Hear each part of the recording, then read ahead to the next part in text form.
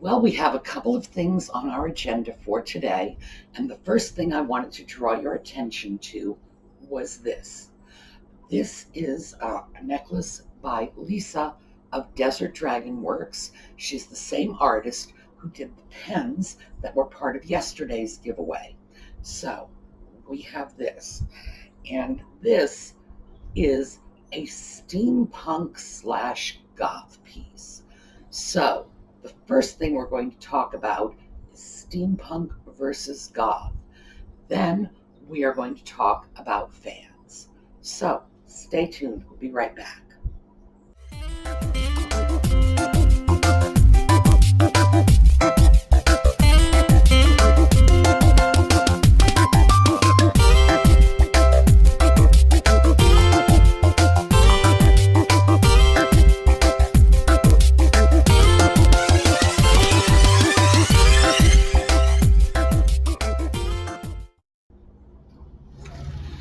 Remember this? This was our steampunk lamp that I looked at and said, that's not working for me. Let me show you a picture just to refresh your memory of what it looked like before it became goth.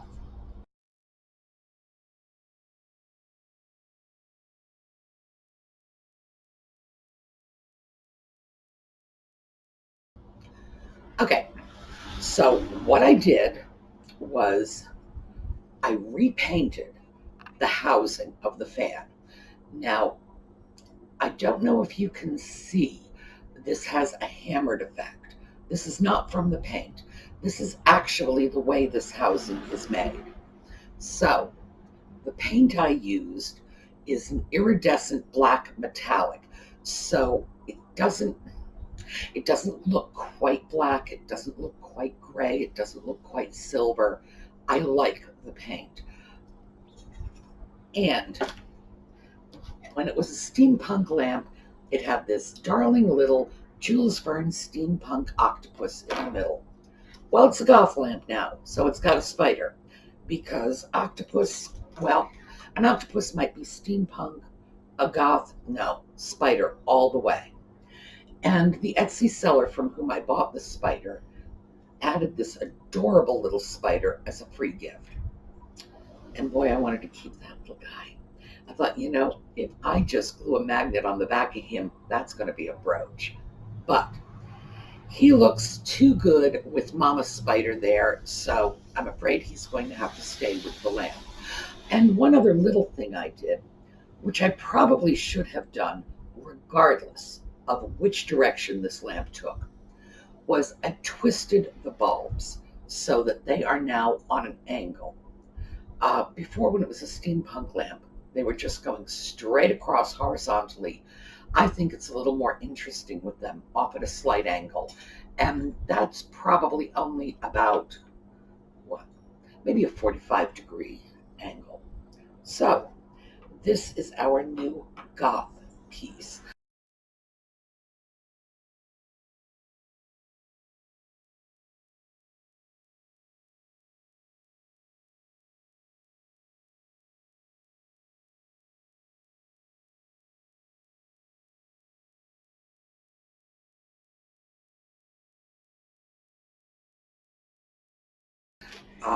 And please note, it still has the old insulated cord.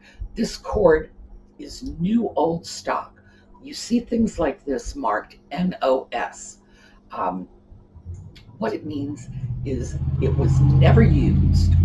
It just found its way into a box somewhere and stayed there for 50 years until I got my hands on it. So it's a brand new cord. It's not polarized though, but I like the older cords. And that was how you had to get them until fairly recently. And now my lamp parts supply company is making new old cords. Not like this, because this is a genuine old cord. They're making new cords in the old style with fabric insulation and the same sort of herringbone pattern, and they are polarized. So now I have to reconsider whether or not I'm going to continue to use the new old stock. I don't know. I grew up with non-polarized cords. Anyone over 50 probably did. We didn't set our houses on fire every week, so I'm having a hard time believing there's a major danger in this, because I can remember a cord like this on the waffle iron, and my God, that thing got hot. So I don't think we're killing ourselves. This is our ongoing project, our steampunk lamp / voltage meter. And when I took this piece off, because I need to remove the glass, and as you can probably see, it's hooked on with little clips. It's going to be easy to remove and clean, but it's going to be dealing with raw glass edges. So that's going to be a job to be done with great care. So this is going to need to be cleaned and replaced. Once I took it off, I saw the patent marks up at the top, and the most recent patent is July 1917. So we are looking at a voltage meter that's 100 years old. I didn't know. Wow, nice. I removed the knobs from the bottom, and I've set those aside. I'm going to make sure they're cleaned up and restored, and they're going to go right across this faceplate down at the bottom so that it will sit up. If you'll recall, it was intended to sit like this, which is all well and good, but no, this is my interesting lamp face. And also, please note, because this impressed me, remember how scratched up that was, and I covered it up with Restore Finish and Old English scratch coat? I haven't touched it since then.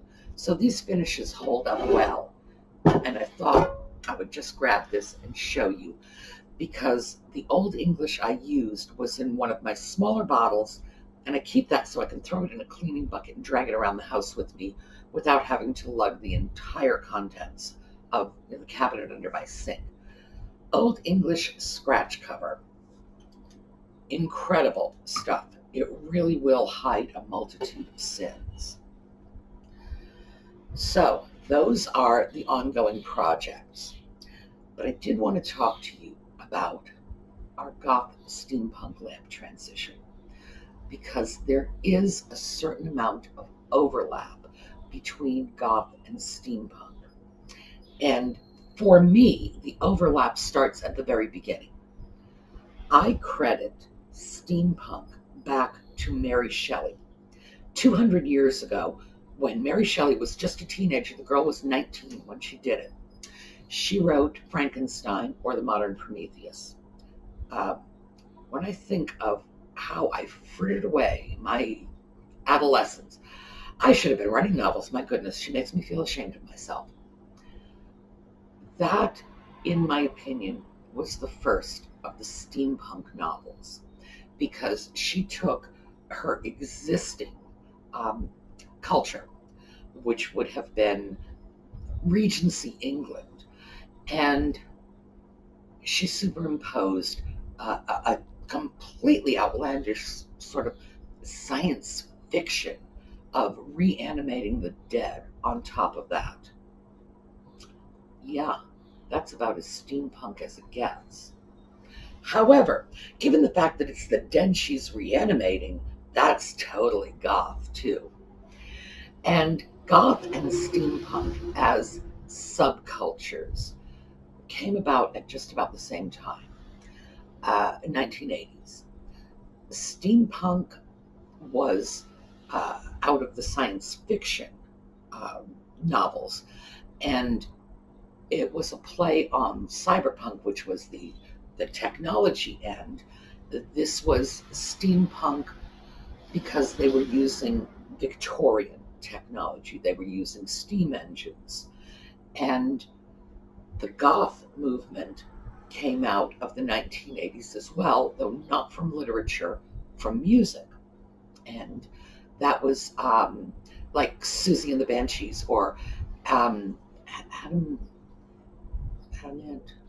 The Cure. The Cure was another one you might have heard of.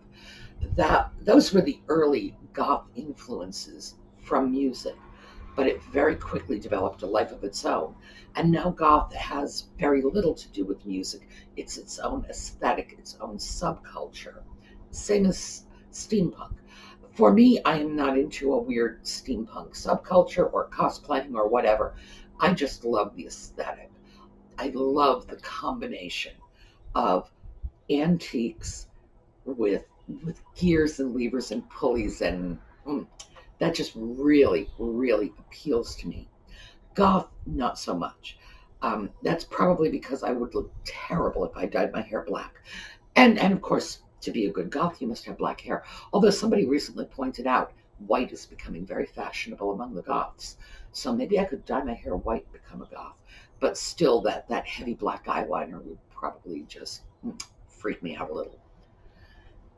There is overlap. They both came out of the same time period, and they are both, in their own way, expressions of rebellion against the norm, which is not to say I think these children are out with guns trying to take over the world. It's a cultural revolution, a cultural rebellion.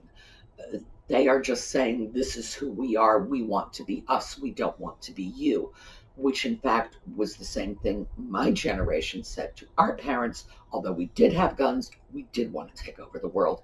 That's primarily the difference. To tell you the truth, I find our grandchildren's generation very, very disappointing. I wish they just had just a little more drive. They really could revolt. And trust me, I would be there on the firing line with them until I'm too old, and then I'll just fade into the background and load the guns. I want them to take over the world. You know, it's in the nature of things. The young ones move on. So that's our quickie steampunk goth. That's where the overlap is. Mary Shelley, the gothic romance, the horror, that's goth. The technology, that's steampunk. And our giveaway piece ties into both. Oh, and my other favorite thing, the Red Sox. Here's our giveaway question. Mary Shelley, who lived in the early 1800s, has something in common with Ted Williams, who was probably the greatest batter in the history of baseball. And I don't just say that because he played his entire career with the Red Sox, although that doesn't hurt. But he really is. People who don't even like the Red Sox will still say Ted Williams was a fabulous hitter. Now, Ted Williams and Mary Shelley have something in common.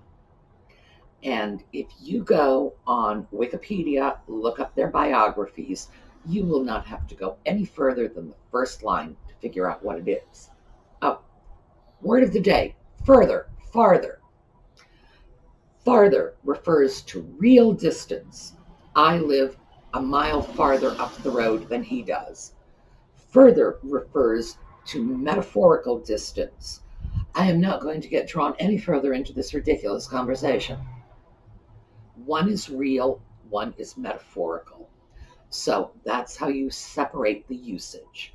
The easy shorthand that I was taught was farther is easy to remember because it has the word far in it. If you can measure it with a ruler, it's farther.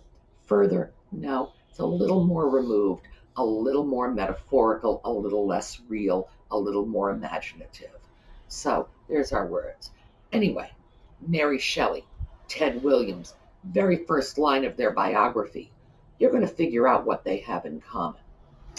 And that's what they have in common with me.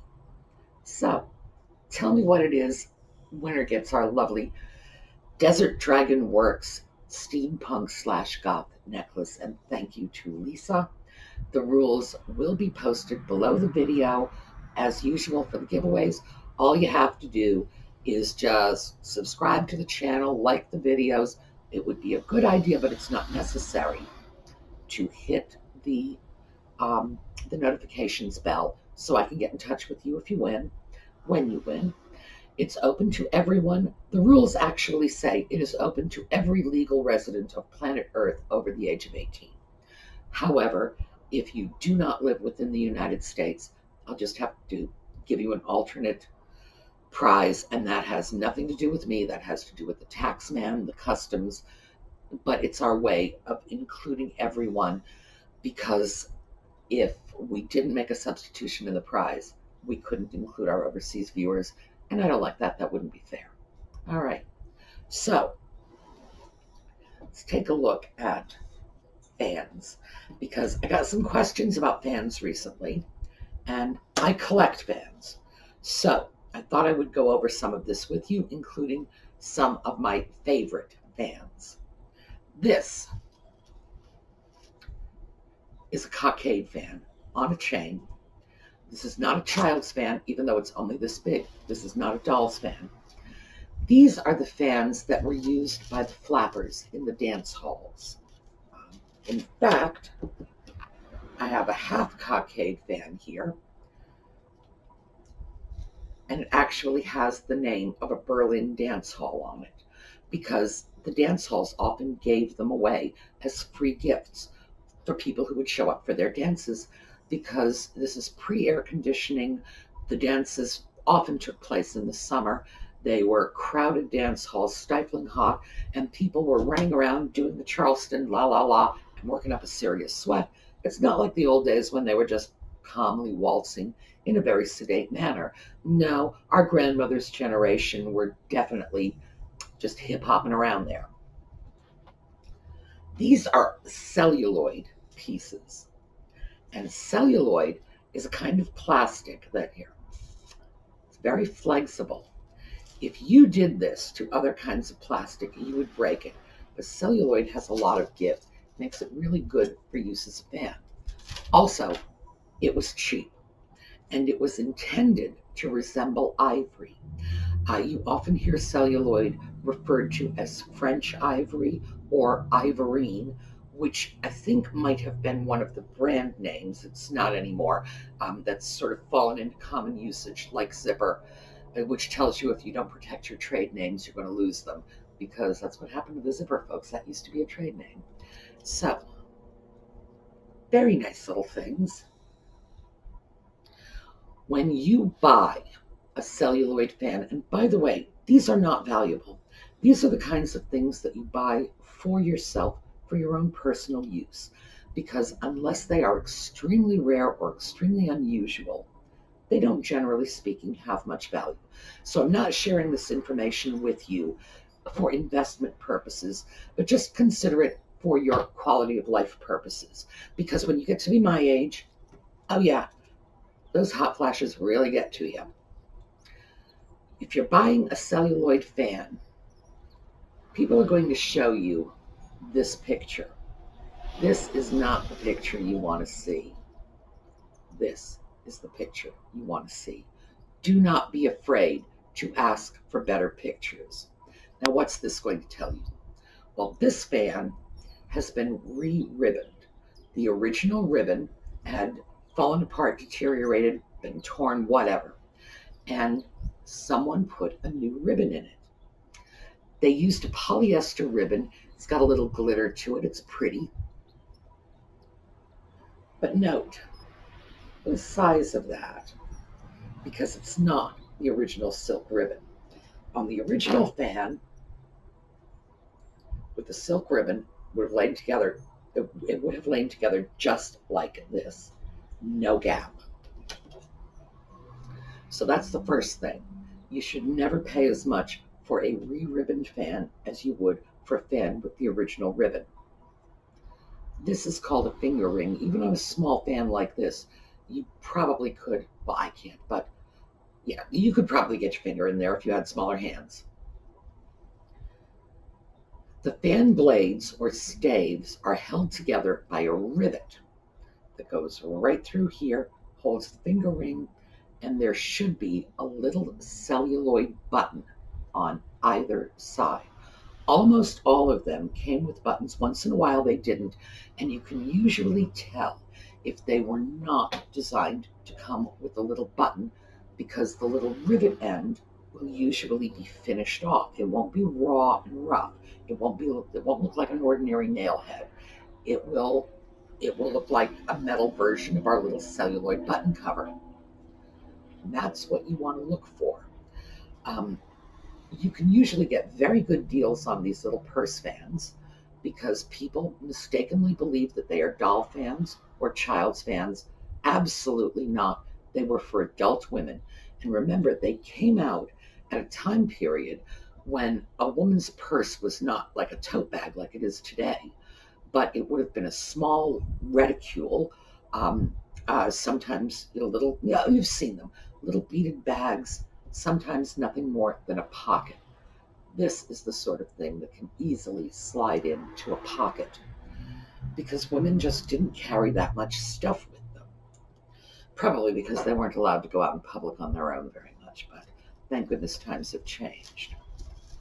These, like this, which is the cockade fan, this is another celluloid fan, came on chains that you could wear around your neck. This one, in fact, even has a little mirror so you can touch up your makeup, which was probably nothing more than, sucking on a jelly bean to give your lips a little bit of red, But again, not a doll's fan, not a child's fan. This is how it was meant to be worn. So, this is a very nice little celluloid fan. But the ribbon's broken. And that's extremely common because these were silk ribbons and they degraded over time. Even if you have a fan that is really, really well cared for, silk is an organic material. We all know it comes from silkworms. It will degrade over time. It will. That's just a fact of life. So sometimes these fans need to be re-ribboned. And that's what we're going to look at today. But we are not going to do it this way. Remember, this was done with a polyester ribbon. It's the appropriate size. It's a pretty color, but no. This is what I have. This is a bag of little bits of 1/4-inch silk ribbon. I usually pick them up like this as sort of little chunk silk ribbon bags because I don't need very much. Here. This is how much ribbon I need. Certainly less than a foot to do a fan. So I can take the little ends and pieces, and I love the fact that I get a nice variety of colors. So we're going to look at how to do this. This is, let's start over here. This is our ribbon. This is just a nice peacock blue. And you're probably thinking to yourself, are you seriously going to thread that through a fan? Well, not without a needle, I'm not. Needle. We take a piece of tape, and all we have to do is put our ribbon on the tape.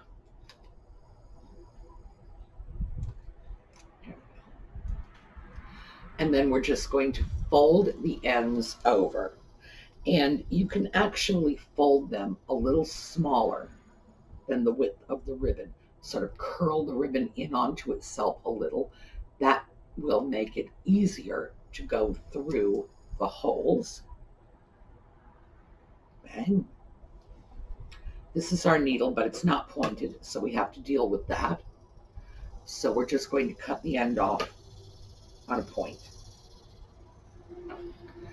This is the easiest job in the world. You can get your little slacker kids to do this one for you too, because it's a no-brainer. Even if the kids are not over bright, they can work this one out. It doesn't matter which side of the fan you start on, because they line up the same way. So I'm just going to start on this side, and ordinarily I would have this facing toward me, but I want to show you so it's facing toward you. Here we go. First hole. Is that a E? First hole, we come in from the back. Then we're going to go back through the second hole, front to back. And then the third hole, we're going back to front again. There we are. Just like that. Now we've got one stave lined up. Now we need the next one. And we're doing it exactly the same way. And actually here, let me do this. I'm going to twist this ribbon a little.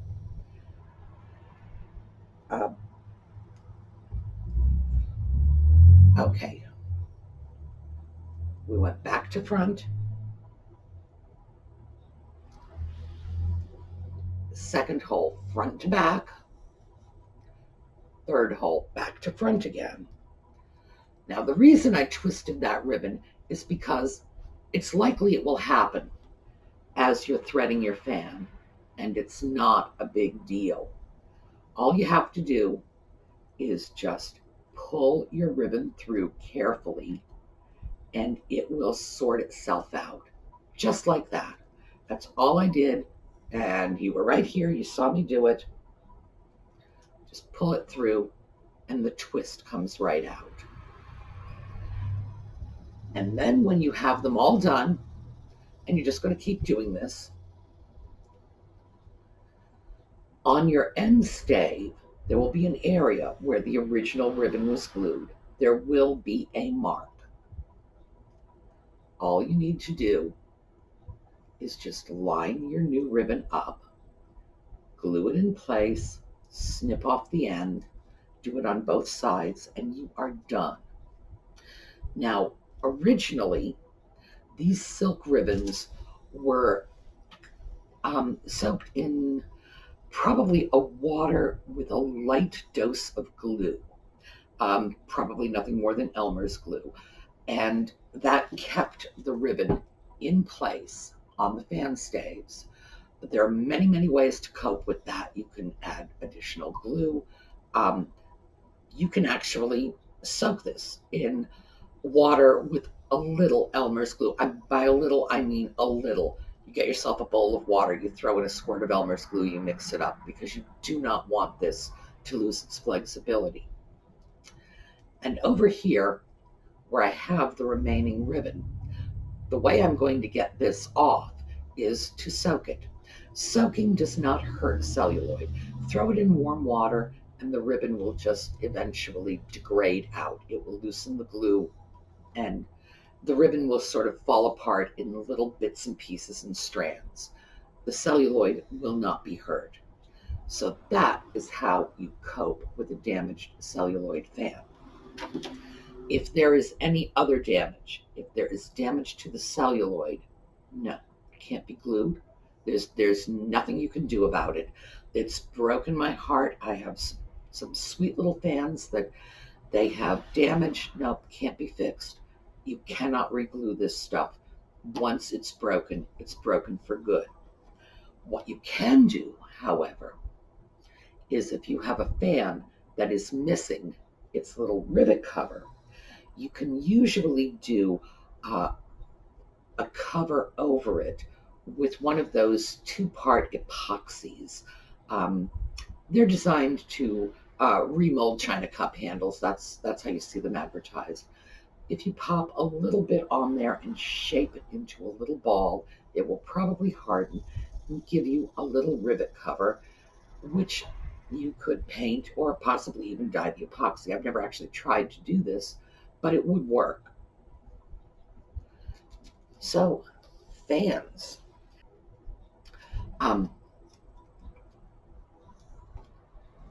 Half cockade fan, full cockade fan.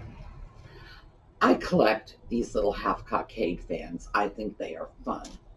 Let's see what we got here. This is a full cockade fan. This is not the sort I collect. I just have this around. It's usually when you collect fans, you end up picking a few that you don't collect. I collect, in particular, these half cockade fans and these. And if you've watched Crazy Lamp Lady at all, you've seen I use them, I wear them. There's another kind of fan I want to show you. And whereas I am not advocating collecting these fans or acquiring them for resale because they are simply not worth very much, and very few of them are actually collectible. They're ordinarily collected by folks like me who just say, oh, I like, I'm going to buy. I never really pay very much money for them. They're just not worth that much.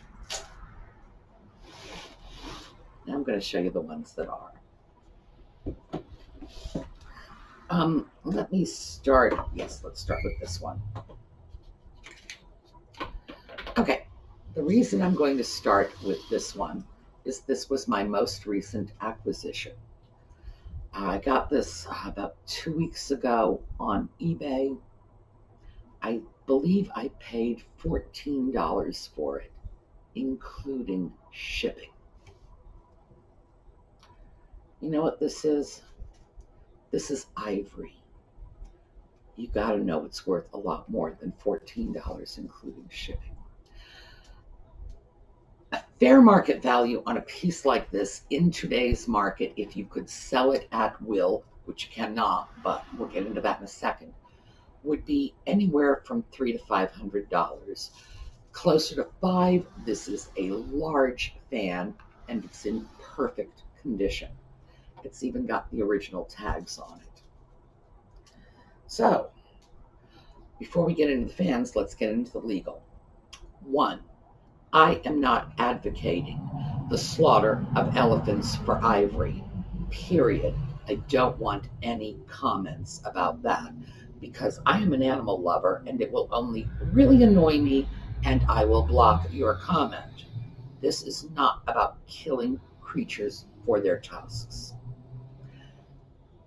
However, these exist, they are on the market, and whoever was responsible for whatever process brought them to the market, seeing as these were on the market in the 50s and 60s, whoever was involved in the harvesting of this ivory is long gone. And I also have no idea where the ivory came from. The fans came from China. Is it African elephant ivory? I find that very unlikely. These fans were sold very inexpensively. The costs of transporting African ivory to Asia to make a fan would have made that impossible. So I think we can eliminate African elephants from the mix. Asian elephants, I don't know. What I do know is you can't tell the difference between Asian elephant ivory and woolly mammoth ivory unless you're prepared to do a DNA test, which I'm not, and frankly, in the 50s and 60s, no one could. So I have no idea where they came from. I know there are thousands of mammoths. Well, actually, I believe the figure is tens of thousands of mammoths believed to be frozen in the vast frozen reaches of Asia. Is that where it came from? I don't know. And I really don't want to know, because whatever happened to these creatures either happened before I was born, as in the case of the mammoths, because trust me, you may think I'm old, I am not that old. Or when I was a small child, when these would have been on the market in the 50s and 60s. Can you sell them? Yes, absolutely. It is legal to sell pre-ban ivory. Pre-ban ivory is ivory that was harvested before the ban in 1989. Perfectly legal. So there are conditions on it. That's something that I'm not prepared to get into because that gets mighty close to practicing law without a license, which I don't want to get involved in. Thank you very much. Boy, if anybody goes after you for practicing law without a license, it's going to be the lawyers. But I can still get these. So the reason why I have no problem collecting them and holding them is because if I can buy a fan for $15 that has a potential value of up to $500, which would be a $485 profit, I'm going to take the chance. Very recently, Trump began changing some of the ivory import-export laws. Do I believe the laws as they are now are going to remain in effect indefinitely? No, I do not. This happens all the time. Laws are changed. It could very well be much, much easier to sell these in the future. If it is, the market is Asia. If you want to sell something like this, that's where you're going to get top dollar in China. They want their fans back. To my mind, a law that says they cannot sort of repatriate their patrimony is not a just law. They started off in Asia. If the Asian people want them back, I'd like to see a way for them to get them. So how do I know when I'm looking at this on an eBay listing that this is an ivory fan and not a plastic fan? Because that's how I buy them. They are sold as celluloid fan, plastic fan. That's how you find them. All right. See the celluloid fan? You notice the fan blades are curving, which happens to old celluloid over time, but they're all curving together. If you look at these, they are all curving individually. Sometimes it can be hard to tell when you're looking at it lengthwise. It's easy to tell when you see them on the edge. And I'm going to put in pictures. I've got like 5 of them sitting here. So I'm going to put in pictures of 5 different fans on edge like this so you can see what I mean. The fan blades are just a complete jumble because every individual blade was carved separately. It's not as if they just took a chunk of ivory and put it through a machine. This was all done by hand.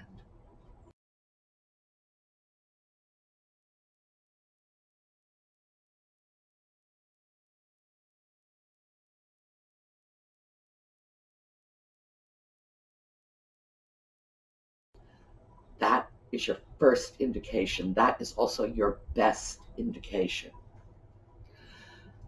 How do you eliminate plastic fans, even from basic considerations, so that you're not even bothering to look at the close-up photos or ask for photos on edge?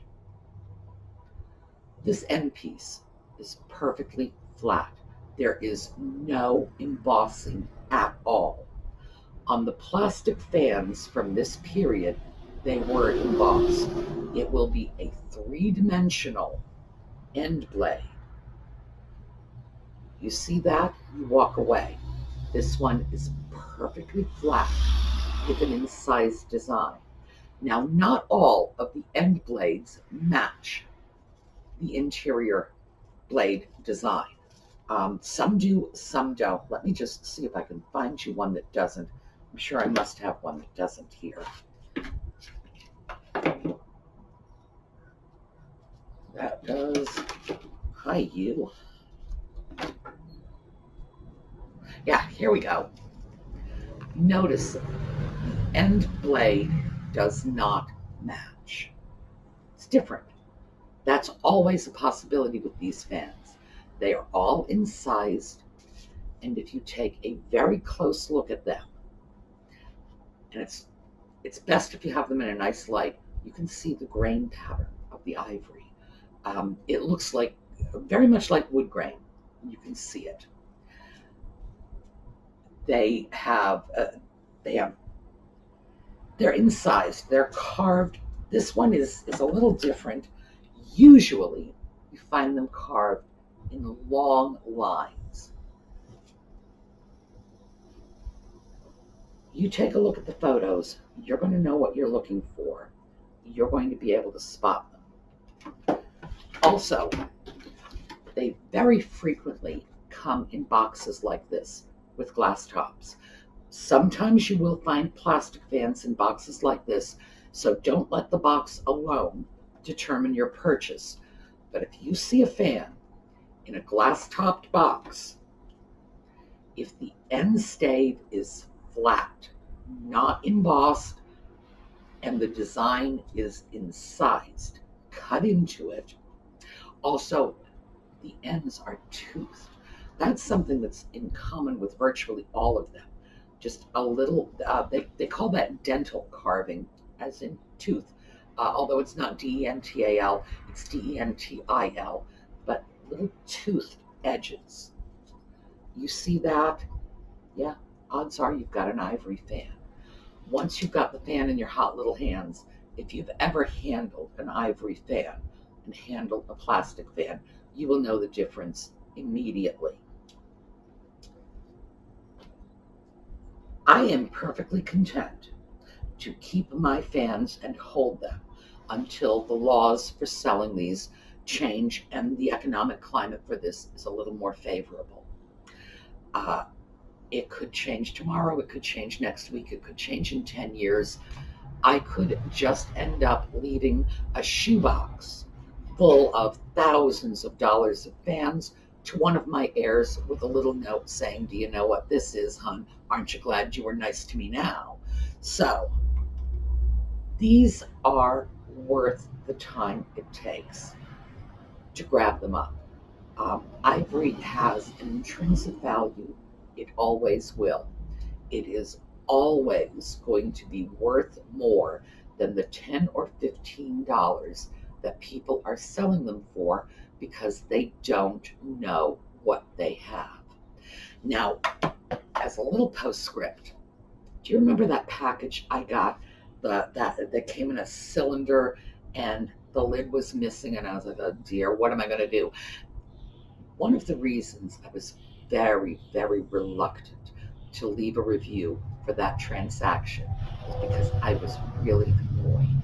The reason why is there were 2 ivory fans in that container. Now, they were broken, they were damaged, but still, because they are ivory fans, they have a value. A large perfect fan is going to have a much higher value than a smaller fan or a broken fan, but it will have a value, a significant value. And yeah, that's what fell out. 2 ivory fans. I have to wonder about the seller, what in the world must she have thought that I was willing to pay $15 a piece? Actually, it was $14 plus a rather inflated shipping amount for 2 broken plastic fans. A broken plastic fan is not worth the time it takes to throw it in the trash. When someone's willing to buy something for you that you know is worthless, you better take a good look at what it is and see if you really do want to sell it for that little. She didn't. And they're gone. And that's sad because in the post-ban era, when ivory's gone, it's gone for good. And that's another reason I think we need to hang on to these. We need to properly identify them. We need to know what they are because future generations simply will not have this. Now, I'm glad they will not have the slaughter of elephants, but given the fact that these fans are here now, and throwing them in the trash or throwing them in a bonfire, which by the way is what Fish and Wildlife does, is not going to bring a single dead elephant back. To me, that's just tragic, especially since supply and demand economics say the more of the supply you get rid of, the higher the demand is. Therefore, it's likely to have the reverse effect and actually encourage poaching. So that's my political comment on it. But as I say, I do not want to hear anything about I am encouraging the slaughter of elephants. Absolutely not true. I am encouraging the saving and preserving of fans that are already on the market, that were put on the market by people who are long dead when it was legal. Might have been morally reprehensible, but it wasn't a crime. And just making sure we can hang on to them. And of course, if we can make some money on it, so be it. You know, it's wonderful when you have natural rewards for doing the right thing. All right, that's what we've got going today. Don't forget to enter our giveaway. Remember, Mary Shelley, Ted Williams, you find out what they have in common, then you know what they have in common with me. All right, enter the contest, get the beautiful necklace. Thank you so much to Lisa from Desert Dragonworks.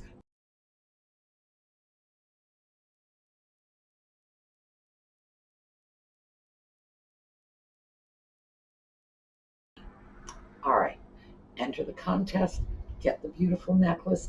Thank you so much to Lisa from Desert Dragonworks for providing us with such wonderful giveaways. Next time, I am hoping we will be a little further along on this project, but as I say, I'm taking you with me every step of the way. So I'm doing one thing, stop, make sure you see it, then I'll move on, do the other, and eventually, I think we're going to have a magnificent steampunk lamp out of this. Look at the pictures. The pictures are all coming up next. Look at them so that you can get the ivory fans next time. Give me a little competition. Nobody else is fighting with me for them out there. Why do you think I have so many? All right, see you next week.